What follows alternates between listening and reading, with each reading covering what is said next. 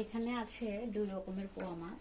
প্রথমে আমি সিঙ্কে একটা পলিথিন দিয়ে দিলাম যেন পানিগুলো না বের হতে পারে, এখানে যেন পর্যাপ্ত পরিমাণে পানি থাকে।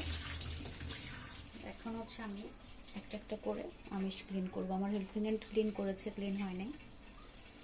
যখন আমিষ যায় না, ক্লিন হয় না, তখন হচ্ছে আমি এইভাবে জালি বা নেটের সাহায্যে ক্লিন করে থাকি। মাছ ক্লিন করার জন্য আলাদা করে একটা নেট বা জালি রেখে দিই। এতে করে দেখুন কি পরিমাণ আমিষগুলো ক্লিন হচ্ছে। যেগুলো সব কিন্তু আমিষ, এগুলো এভাবে ঘষে ফেললেও ক্লিন হয় না, এই জন্য আমি এভাবে ক্লিন করে নিই। এখানে অনেকটা ক্লিন হয়েছে, এখানে অনেক পড়েছে। এরপর লেজটা, এই যে অংশটা কেটে নিব।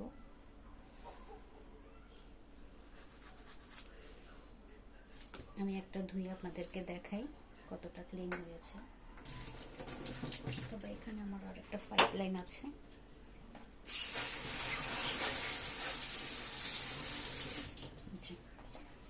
আরো ক্লিন করা যাবে।